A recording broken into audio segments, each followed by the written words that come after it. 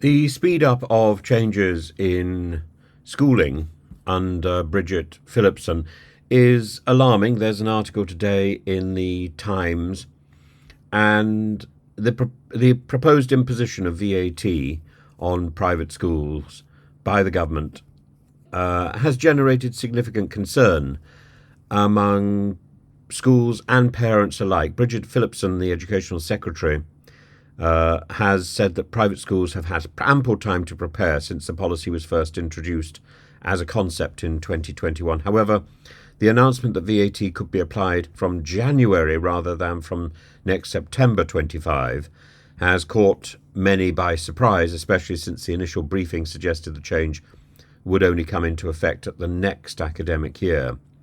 And I need to put my cards firmly on the table. I was educated in two private Catholic schools in Leicestershire.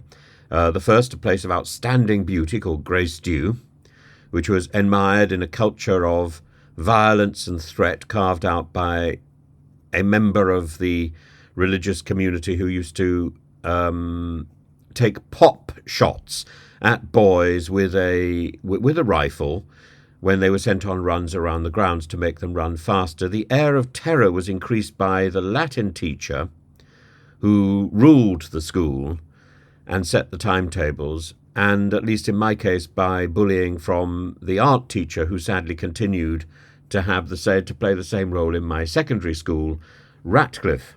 So I was privately educated, but this is the point. I never knew until my mother's death in 1986 that I had been in receipt of a full bursary during this time, which kicked in very soon after my family began to disintegrate. And I must say I'm very grateful to have been away from the full force of that. The bursary was simply offered and was certainly not a reflection on my academic abilities, which were generally disregarded by the school, and indeed I was misstreamed. And I say this partly because it's an instance of the charitable nature in practice in these schools, and I've since been back to give speeches and prizes at both schools. The first school, Grace Dew, has now closed, and I believe the building has been bought privately. As I say, it's an utterly beautiful place, but it drew the attention of criminal investigations, particularly about abuse and so on. And the religious community which ran the schools has come under threat because of that.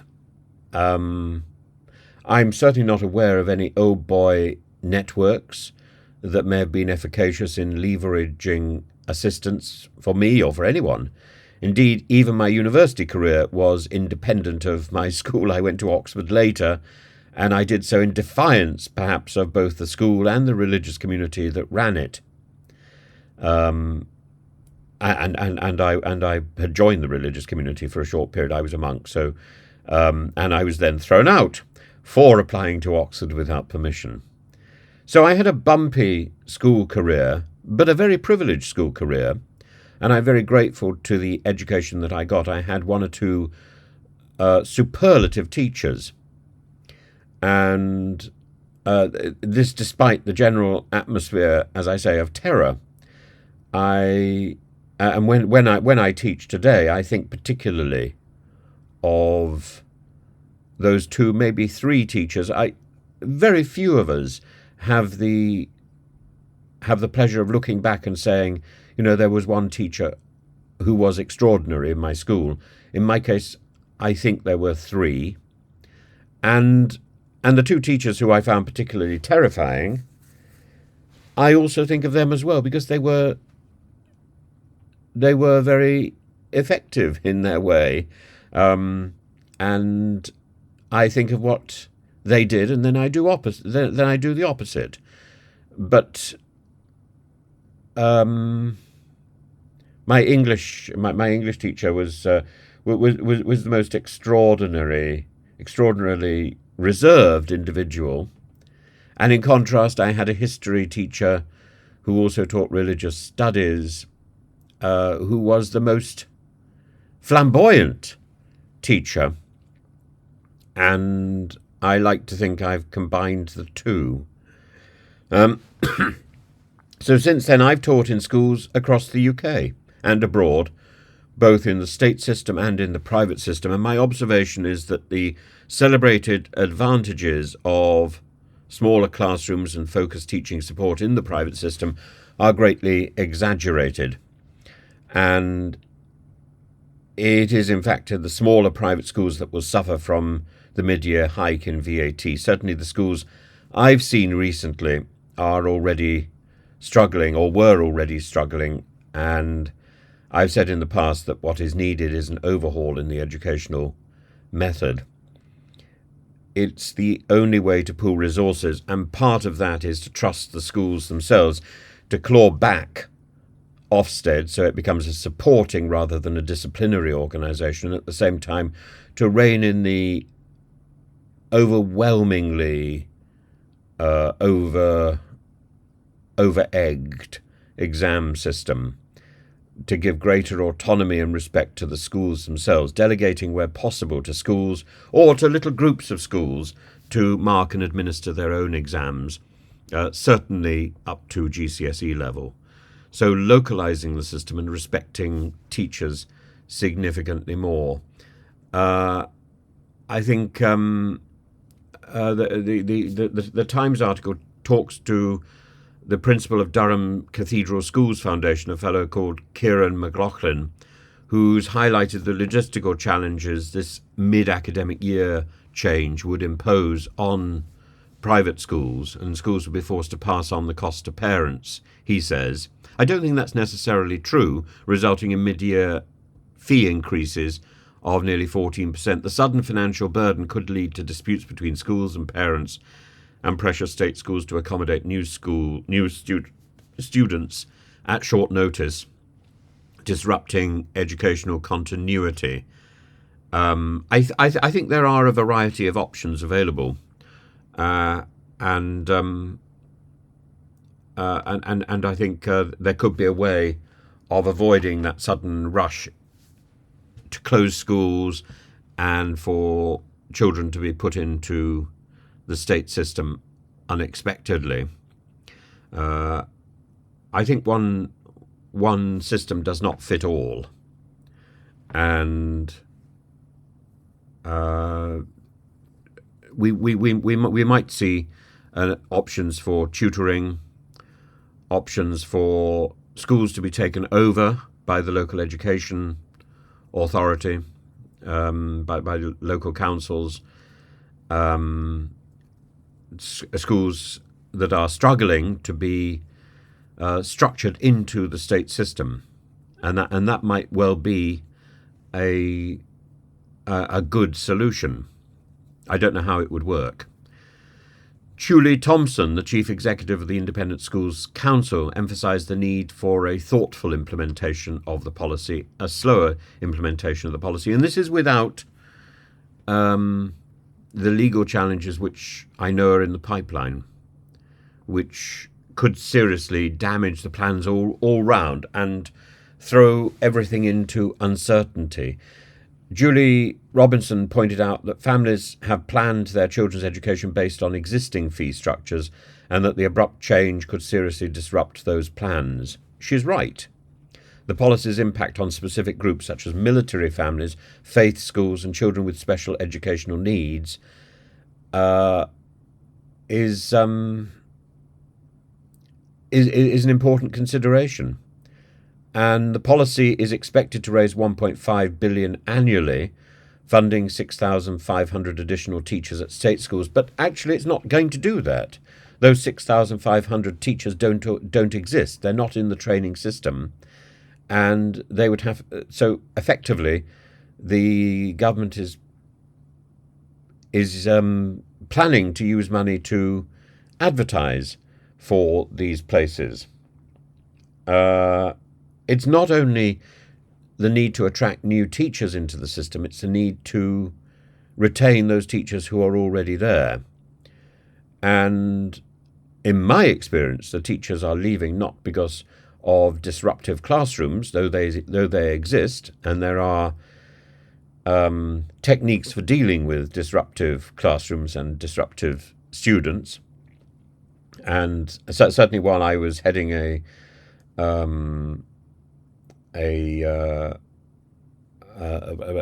courses in Moscow about education, I was teaching would-be teachers there, and a lot of the time we were looking at ways to navigate disruption. We were also looking at different ways to engage with technology. And I think that probably is something that should be considered by the present government, because we need to rethink the way our education, both across the state system and the private system, is delivered. We've got into a habit of thinking that teachers are the source of all information. Actually, the internet is the source of all information. And does that mean teachers have no role? No. It means teachers need to think more seriously about their real role, which is to inspire and to moderate, or also to guide. But the idea that the teacher is there primarily to inform, I think that's old school. I think that's old hat. And I think that can be replaced. I think we should be buying in teaching materials, so to speak, to use the Boris Johnson phrase, oven ready, through internet courses, through online presentations, which can be used within a classroom setting, providing information. And so much course material which has been provided to schools has been based on handouts, effectively lesson plans. We need to abandon that idea. We need to think more in terms of lesson information, and we need to regroup and reconsider the real role of inspiration, the real role of moderation, the real role of guidance that teachers can provide. And I'm not sure this is about money at this particular point. It's about respecting teachers and respecting their ambition to support the community. And that has been submerged by an overwhelming dollop of bureaucracy, certainly in the last 14 years, to the point where teachers just do not want to do it. It's too much. And the teaching doesn't stop at the end of the school day. The teaching goes on and on and on. And through the holidays as well. And there's, you wince at the thought of the next lesson coming up. And that's not a way to live a life. The lesson should be an enthusiastic opportunity, but in fact, it's a burden, and I understand entirely. And since Putin's invasion of Crimea, I've extricated myself from my university in Moscow, and certainly COVID helped, as did being on a reality TV show, as did a range of friends who were on the wrong side of the political divide in Moscow. And I think I was very lucky to get out of that. But in the meantime, I've continued to teach and to look at people's doctoral theses and masters and so on, and to give guidance. Most of that I've been unpaid, but that isn't anything particularly new in the Russian system. And I've expanded on that to offer advice to other people who've come to me. But in the meantime, I've tried to develop this idea that there is a place for using the internet as an information resource, and so I'm setting up a second channel on my YouTube, which will be targeted at precisely that. I think at the moment it's called Professor Tim's Thoughts or something like that. It doesn't have an apostrophe in the title, so Philip Pullman can get excited about that. And punctuation is not encouraged in these YouTube titles. Where I put dashes and things in YouTube, they all seem to get